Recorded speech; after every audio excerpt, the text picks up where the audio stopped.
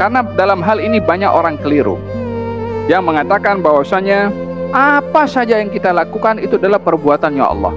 Kalau saya tidak sholat pun juga, kalau Allah tidak berbuat untuk saya tidak sholat, maka saya tidak sholat. Saya tak punya pilihan. Saya adalah makhluk yang apa saja Allah mahukan saya buat, dia akan buat untuk saya. Kalaupun saya tak sholat, kerja dia.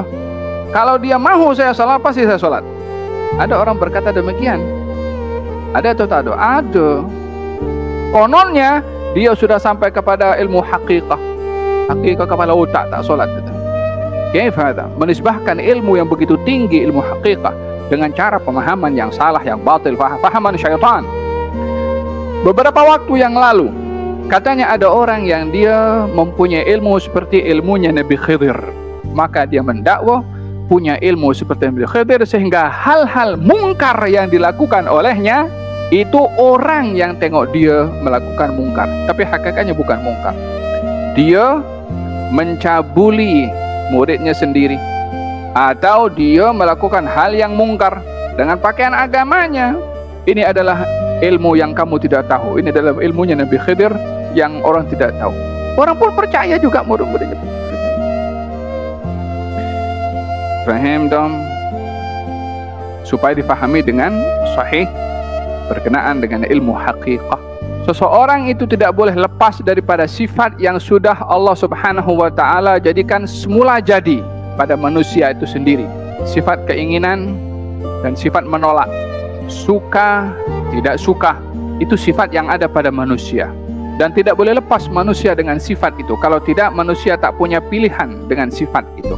Akan tetapi yang perlu diatur adalah bagi orang yang berinteraksi dengan sifatnya, dengan apa yang dimahukan oleh Allah pada sifat orang itu.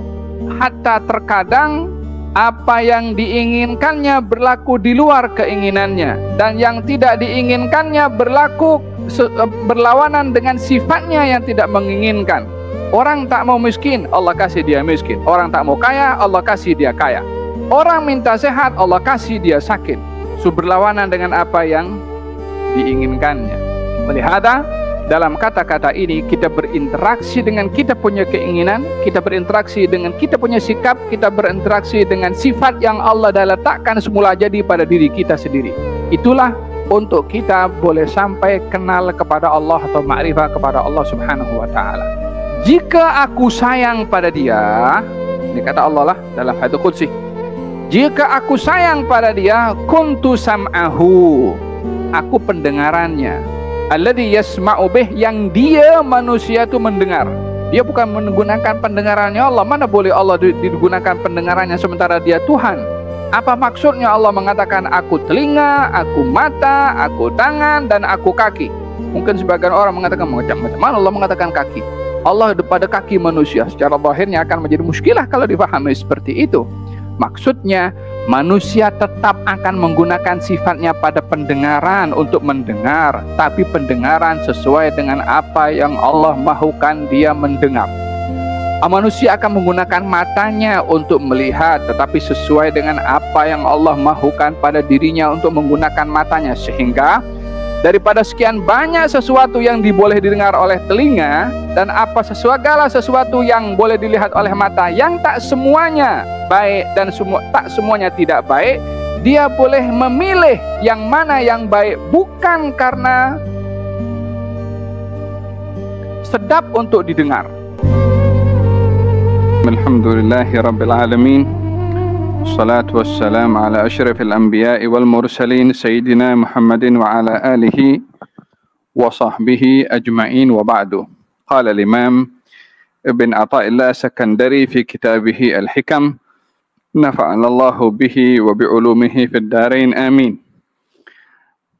Al-hikmatu tsalitsatu wa tsalathun ba'da al-mi'ah, hikmah ke-133. Law annaka la tasilu ilaihi illa ba'da fana'i masawika wa mahwi da'awika lam tasil ilaihi abadan.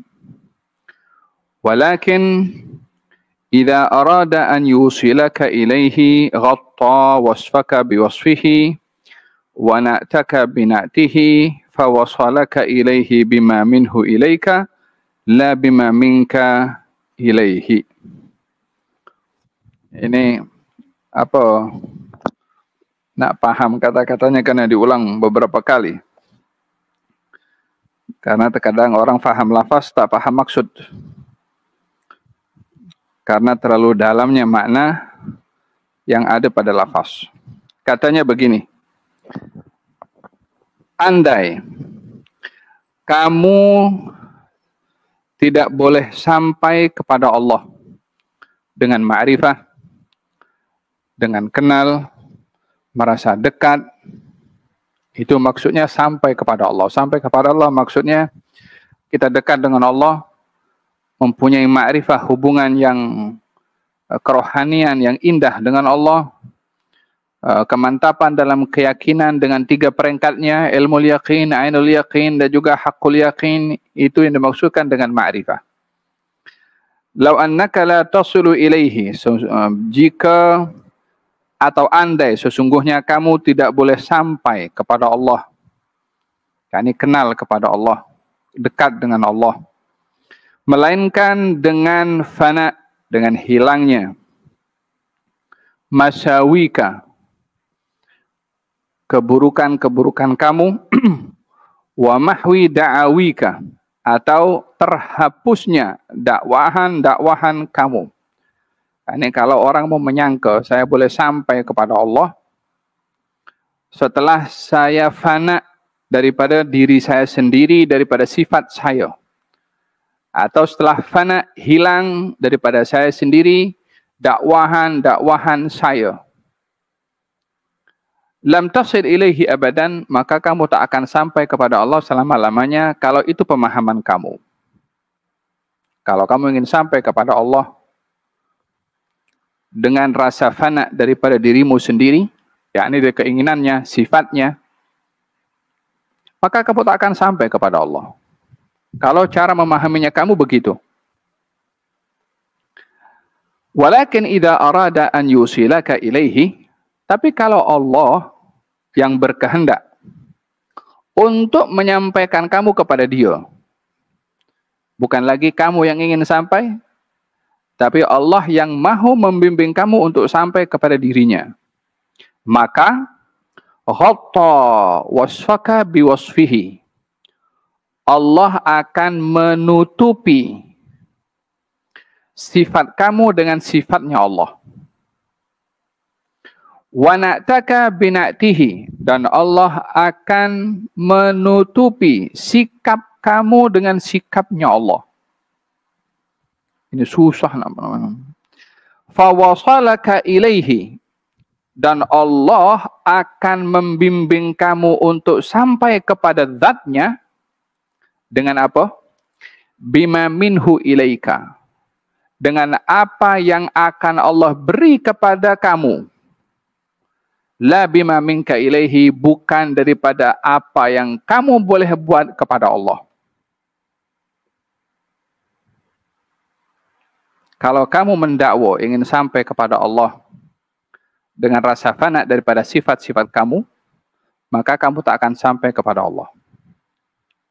Tapi kalau Allah berkehendak untuk menyampaikan kamu kepada Dia, maka Allah akan menutupi sifat kamu tetap ada, bukan hilang, bukan tak punya keinginan, bukan tak punya sifat, tetapi ditutupi sifat kamu dengan sifatnya Allah, sikap kamu dengan sikapnya Allah, sehingga kamu akan sampai kepada Allah dengan Allah, bukan dengan kamu. Manusia ini mempunyai sifat-sifat dan dakwahan-dakwahan. Sementara hakikat manusia bila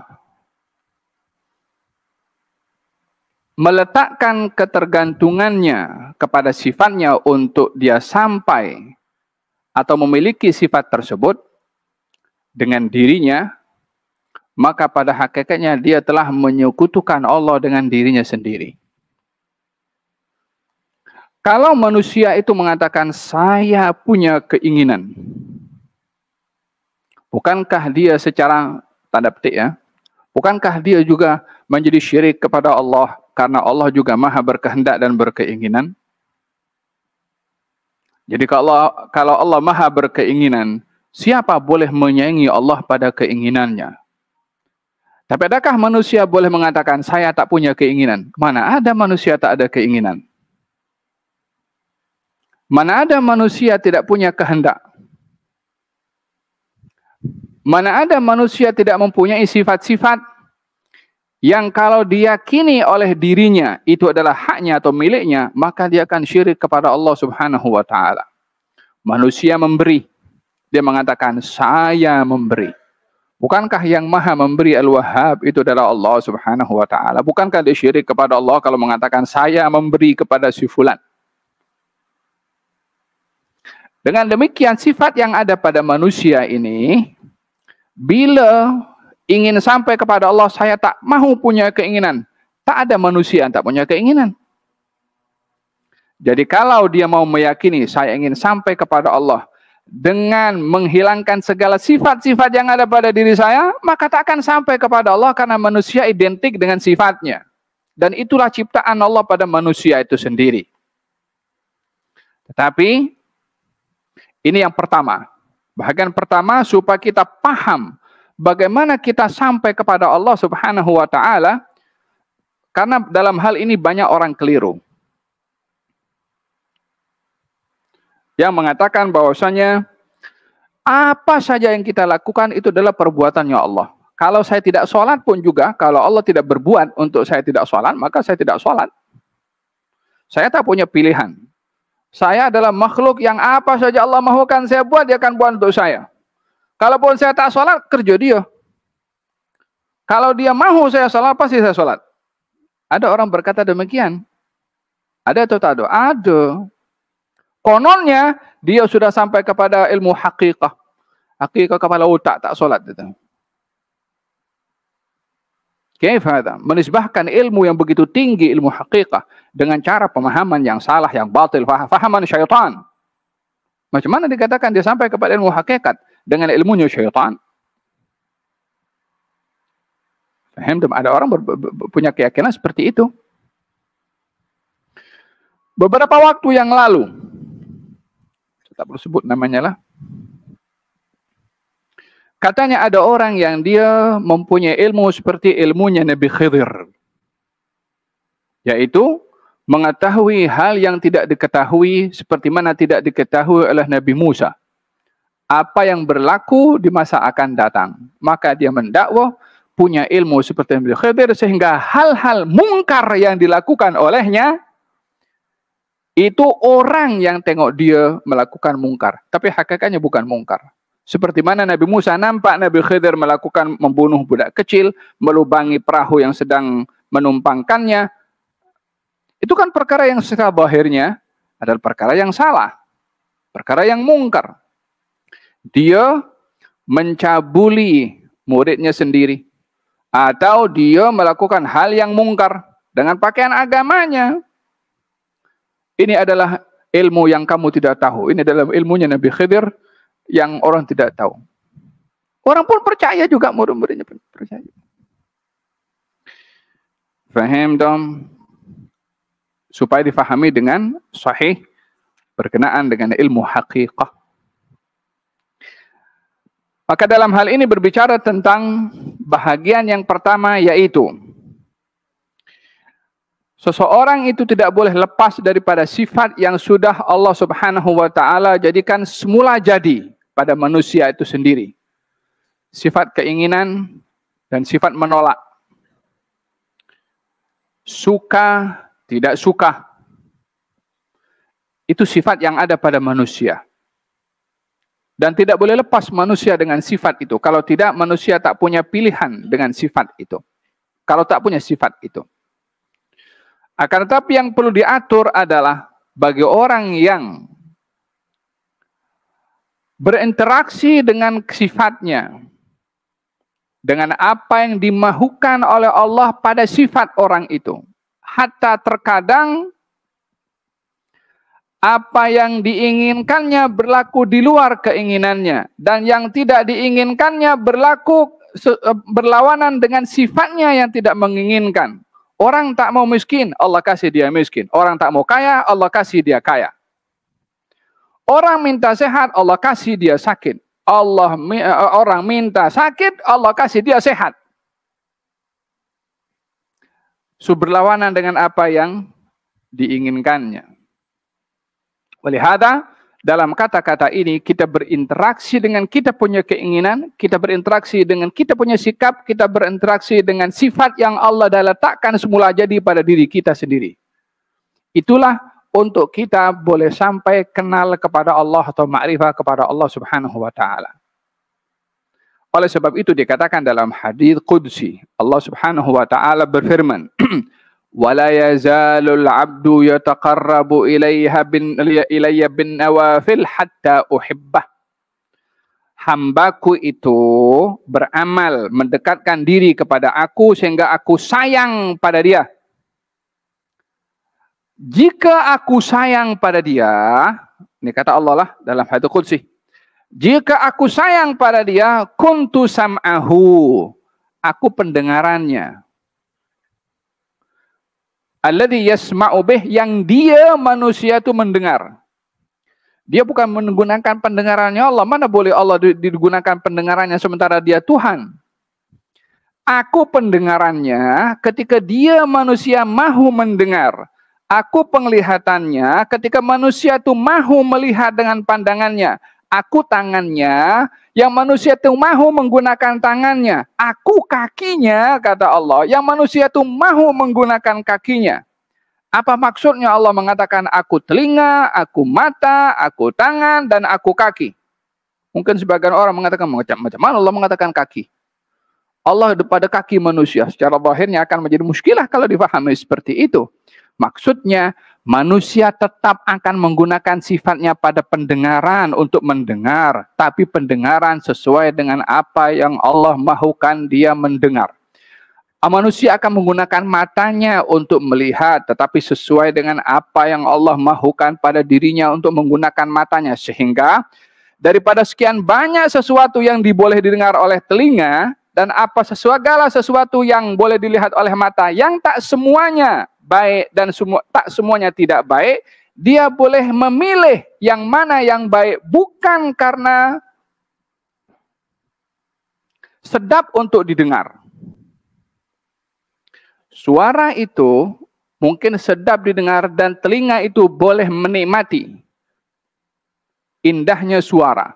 Tapi kalau suara itu memuji perempuan yang bukan muhrim ataupun cerita pasal indahnya khamar dengan kata-kata bait-bait yang begitu indah, indahnya kata-kata dan suara mungkin menikmati telinga untuk mendengar, tapi Tuhan kata yang seperti ini tak boleh, maka dia walaupun mendengar suara yang indah, konten sastra yang bagus, tapi karena bertentangan dengan kehendak Tuhan, dia tak mahu mendengarkan pendengaran apa yang didengar, walaupun indah. Apa sebabnya? Bukankah dia seronok ketika mendengarkan suara yang indah? Ya, tapi Tuhan tidak ridha. Maka dia akan tutup telinganya untuk mendengar. Dia melihat dengan pandangan yang macam-macam dilihat. Lihat aurat dan macam-macam. Mungkin ketika melihatnya, seronok mata untuk tengok. Tapi Allah kata ini tak boleh untuk kita melihatnya. Bukankah mata lagi enjoy? Tuhan kata jangan. Maka keinginannya pada mata untuk enjoy melihat aurat terhalang karena Allah berkehendak dia menggunakan matanya bukan pada tempat yang dirinya atau syahwatnya atau dia mahu, tapi yang Allah mau.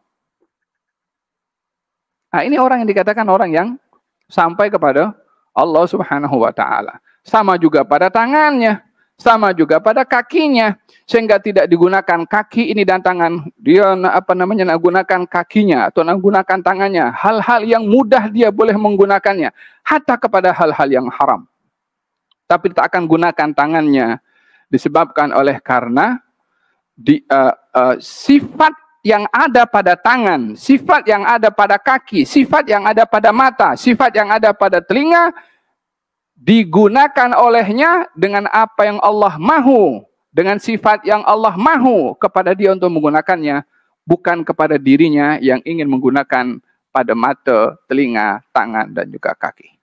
Kenapa Allah iringkan pada hadis ini, aku tak pendengarannya, aku adalah matanya, aku adalah tangannya, dan aku adalah kakinya. Demikian maksud daripada kata Allah itu akan menyampaikan dia kepada Allah Subhanahu wa taala dengan menutupi sifatnya dengan sifat Allah dan sikapnya dengan sikapnya Allah Subhanahu wa taala, bukan karena sifat dan sikap yang ada pada manusia, tetapi daripada bimbingan dari Allah Subhanahu wa taala. Oleh hada dikatakan di sini, lan yasil al-wali ila Allah taala hatta tanqati anhu syahwatul wusul ila Allah. Wali itu tak boleh jadi wali kecuali dia tidak ada keinginan syahwat untuk sampai kepada Allah Subhanahu wa taala. Tak boleh berkeinginan, siapa tak ingin sampai kepada Allah Subhanahu wa taala, tapi sudah punya rasa keinginan itu, bila dia based on keinginannya sendiri, maka dia telah menyekutukan Allah dengan keinginannya. Sementara Allah berfirman dalam hadis, "Abdi anta turid wa ana urid." Hambaku, kamu punya keinginan, aku juga punya keinginan. Bukankah sifat Allah itu yang maha berkehendak? Bukankah manusia juga punya kehendak? Bagaimana kita akan menyesuaikan kita punya kehendak dengan kehendaknya Allah untuk kita tidak syirik kepada Allah pada sifat kehendak? Kita tahu syirik hanya pada riya sahaja. Katanya syirik itu syirik kecil. Apa sebab? Sebab kita menunjuk-nunjuk kepada orang lain dalam kita punya amal ibadah. Sementara ibadah untuk Allah Subhanahu wa taala. Kalau kita menunjuk-nunjuk untuk orang, maka kita menyekutukan Allah dalam kitanya ibadah karena kita menunjuk-nunjuk kepada orang. Sama juga hal yang kita buat bila dilakukan bersama dengan Allah yang lain daripada Allah, termasuk pada keinginan, boleh jadi syirik juga. Jadi bagaimana kita akan melepaskan diri untuk tidak tergelincir kepada syirik kepada Allah, hatta ke atas keinginan kita, yaitu kita tidak ada rasa independen dengan kita punya keinginan. Yang kalau kita tak sampai kepada apa yang kita inginkan, tak berubah kita punya sikap kepada Allah. Tapi kalau dah kata, aku dah buat qiyamul lail, kenapa tak sembuh juga? Aku dah buat doa selamat bagi anak yatim, makan, minum, semua aku dah menyumbang banyak. Kenapa tak diberikan juga apa yang kau inginkan? Sifat seperti ini adalah dia lebih bergantung dan meletakkan ketergantungannya kepada keinginannya berbandingkan kepada apa yang diinginkan oleh Allah Subhanahu wa taala, sehingga dia mahu apa yang diinginkan tercapai. Dia telah bergantung, bersandar, meletakkan keyakinannya kepada keinginannya berbandingkan kepada keinginannya Allah Subhanahu wa taala. Ini sukar ya untuk dilalui, tapi kita diajar seperti ini untuk kita bermuhasabah. Bagaimana kita berinteraksi dengan Allah Subhanahu wa taala. Oleh sebab itu dikatakan dalam bait, katanya siapa? Kata Ibn Athaillah Sakandari, katanya dengan mengatakan begini, "In kan wala budda min at-tadbir fadabbiru an la tudabbiru." Kalaupun kamu mesti merancang atau berkehendak untuk merancang, merancanglah untuk kamu tidak merancang. Supaya tidak kamu meletakkan ketergantungan kepada perancangan sehingga kamu akan gagal menyikapi Allah bila Allah menentukan berlainan dengan apa yang kamu rancang. Sementara kita adalah hamba yang diatur oleh Allah Subhanahu wa taala, bukan hamba yang mengatur Allah Subhanahu wa taala. Kita kena yakin status antara kita dengan Tuhan. Siapa sebenarnya Tuhan dan siapa sebenarnya hamba. Bila kita tidak rasa puas hati dengan apa yang ditentukan oleh Tuhan, dalam hal ini macam kita lebih tahu daripada Tuhan apa yang patut kita dapat berbandingkan Tuhan yang menciptakan kita. Ada berkenaan dengan kata-kata hikmah yang ke-133. Oleh hada dalam Al-Quranul Karim, Allah Subhanahu wa taala ketika menceritakan tentang peristiwa umrahnya baginda Rasulullah sallallahu alaihi wasallam pada bulan Dzulqa'dah. Nabi ini pergi umrah. Setelah Nabi bermimpi, Nabi bermimpi pergi masuk ke tanah suci Mekah. Dan hal ini direkod oleh Allah dalam Al-Quranul Karim, laqad sadaqallahu rasulahu ru'ya bil haqq la tadkhuluna al-masjidil haram insyaallah aminin. Kamu telah benar melihat mimpi daripada Allah, kamu akan masuk Masjidil Haram dalam keadaan aman. Maka Nabi berkeinginan untuk pergi masuk ke Masjidil Haram. Nabi kumpulkan sahabat. Katanya, aku bermimpi Pergi masuk Masjidil Haram dalam keadaan aman. Maka aku nak pergi. Maka sahabat ikut dengan Nabi sampai di Hudaybiyah. Orang-orang Mekah halang Nabi untuk masuk. Katanya kalau masuk akan berlaku pertumpahan darah. Al-Muhim, Al-Khulasah secara singkat, Nabi mengambil keputusan, jom kita balik. Sahabat kata, ya Rasulullah, kamu kan mimpi. Katanya, mimpi kamu itu daripada Allah Subhanahu wa Ta'ala. Betul? Mimpinya Nabi itu wahyu. Benar? Wahyu itu pasti benar. Ya, benar. Lalu kenapa kita mesti balik? Bukankah mimpinya masuk, bukan mimpinya balik? Hakikat yang diambil oleh Nabi pada ketika itu, jom balik. Mimpinya masuk. Bagaimana kita mau menyikapi dengan keadaan di mana apa yang kita inginkan dan kita harapkan, lebih-lebih lagi kalau itu adalah sangat-sangat kita harapkan, yang terjadi di luar apa yang kita harapkan. Rasa di dalam ini terhadap ketentuan itulah yang menentukan kita punya kedudukan pada Allah. Kita dekat atau sebaliknya. Nabi mengatakan, kita pasti akan masuk. Saya kata kepada kamu akan masuk. Tapi saya tak kata masuk kepada kamu tahun ini. Tak dapat hari ini, mungkin besok. Tak dapat besok, mungkin lusa. Tak dapat lusa tahun depan. Tak dapat tahun depan 10 tahun lagi. Tak dapat di dunia, di akhirat. Pastinya yang Allah janjikan pasti akan didapat. Kalau bukan cepat atau lambat, juga di akhirat pasti akan diberi. Keyakinan seperti ini nih yang perlu kita ada antara kita dengan Allah Subhanahu wa Ta'ala bila kita terhalang untuk dapat apa yang kita inginkan. Akhirnya diberikan oleh Allah Subhanahu wa Ta'ala 2 tahun kemudian, bukan hanya boleh pergi ke Mekah, tapi kota Mekah jatuh ke tangan baginda Rasulullah sallallahu alaihi wa ala alihi wa sahbihi wasallam. Idan, dengan demikian arti daripada seorang itu sampai kepada Allah Subhanahu wa Ta'ala adalah bila berinteraksi dengan sifatnya dan keinginannya dengan apa yang dipandu dan dibimbing oleh Allah pada sifat dan juga pada keinginannya. Rabbal alamin ya Rahmanu ya Rahim salli Rabbi wa sallim ala khairil